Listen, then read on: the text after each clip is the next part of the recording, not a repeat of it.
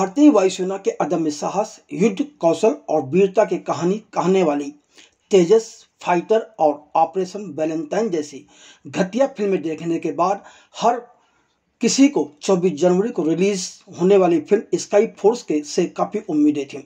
इसके पीछे एक वजह यह भी थी कि अक्षय कुमार अपनी लगातार कई फिल्मों के फ्लॉप होने का दमन झेलते आ रहे हैं, तो इस बार वह इससे उबरने का पूरा प्रयास करेंगे, यह उम्मीद लोगों को थी, मगर हुआ वही धाक के 3 पात।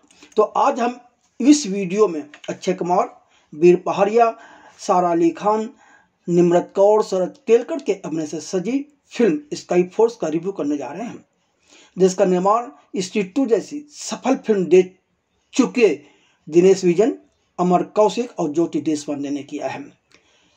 इस फिल्म का निर्देशन अमर कौशिक के सहायक रहे अभिषेक अनिल कपूर और संदीप केलवानी ने किया है।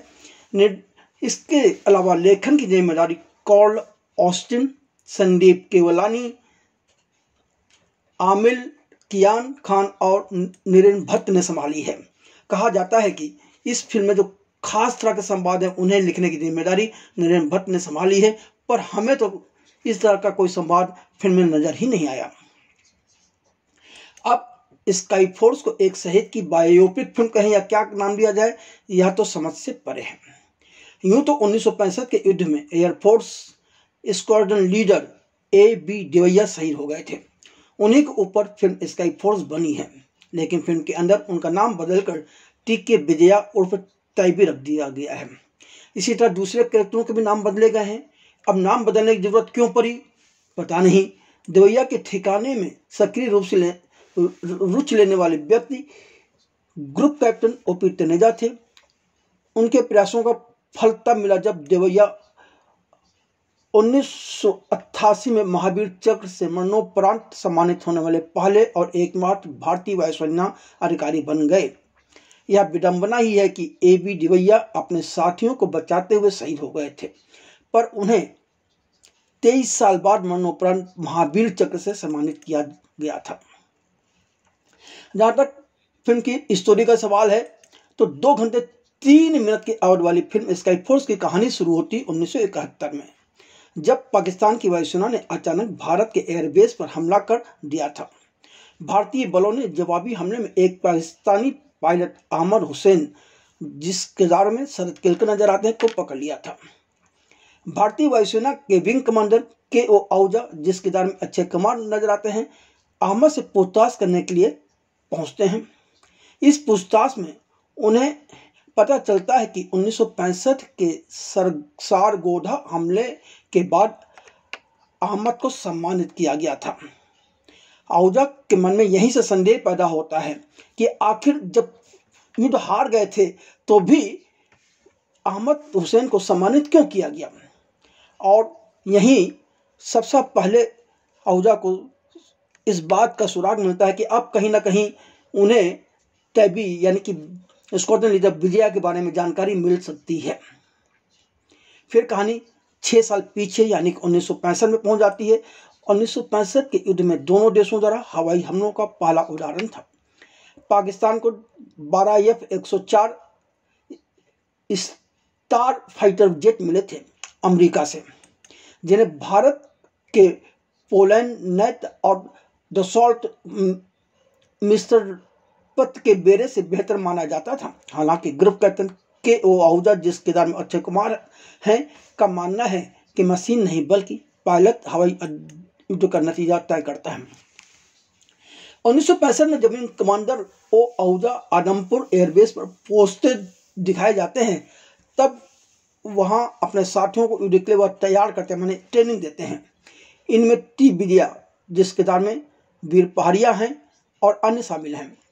विजया में आहूजा को अपना वीरगति को प्राप्त हो चुका भाई नजर आता है, इसलिए वह कुछ बहुत ही दिल से उसके साथ जुड़ जाते हैं। विजया एक रिबेल युवा अधिकारी है, जिसमें देश के लिए कुछ भी कर गुजरने का जुनून है। उसे शहीद होने से डर नहीं लगता, वह तो अपने देश के लिए कुछ कर गुजरना चाहता है। 5 सितंबर 1965 के दिन भारतीय एयरबेस पर पाकिस्तान की तरफ से बहुत बड़ा हमला किया जाता है, जिसमें कई एयरफोर्स के जवान मारे जाते हैं।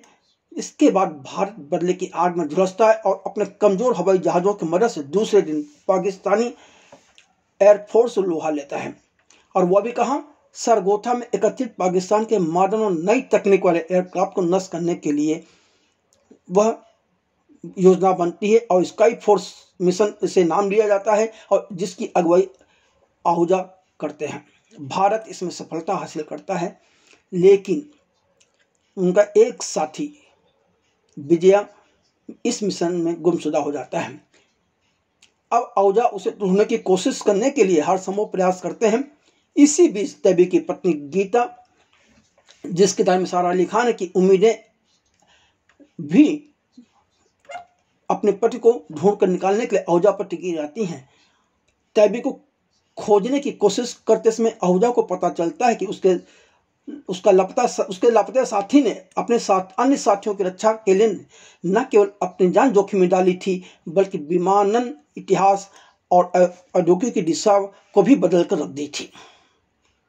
बहरहाल आहूजा का प्रयास रंग लाता है और उसके बाद ही विजया को मरणोपरांत महावीर चक्र से सम्मानित किया जाता है। अब सवाल उठता है कि इस फिल्म की क्या खासियत है, या यूं कहें क्या माइनस पॉइंट है और क्या प्लस पॉइंट है। चार लेखकों ने मिलकर फिल्म की स्क्रिप्ट का बनता आधार कर डाला। फिल्म का दिल निश्चित रूप से सही जगह पर है, यानी कि बात शहीद व देशभक्ति की ही हो रही है, लेकिन किसी भी तरह की भावनाएं जुड़ नहीं पाती हैं। फिल्म की स्क्रिप्ट कच्ची सड़क पर बैलगाड़ी के चलने की तरह हिसकोले लेकर चलती रहती है। फिल्म की कहानी के सेंटर में बहादुर देश के शहीद होने के तत्पर वीर हों। फिल्म के अंदर वीरता, भावुकता, राष्ट्रवाद का होना लाजमी है और इस तरह की कहानी व दृश्यों के साथ भावावेश में दर्शकों का जुड़ना भी चाहिए, मगर ऐसा हो भी नहीं पाता। इंटरवल से पहले तो फिल्म काफी गड़बड़ है। स्क्रिप्ट लेखकों की मूर्खता के चलते खराब लेखन हुआ है, मूर्खतापूर्ण चरित्र चित्रण हुआ है और नीरस अभिनय लोगों को अपनी तरफ खींच ही नहीं पाता। चार लेखक मिलकर भी युद्धबंदी पाकिस्तानी सैनिक अहमद हुसैन के कैरेक्टर को ठीक से लिख नहीं पाए। इंटरवल के बाद जब आहूजा विजय की खोज के लिए प्रयास शुरू करते हैं, तब कुछ रोमांच पैदा होता है और दर्शक भी इमोशनल होकर फिल्म के साथ जुड़ता है।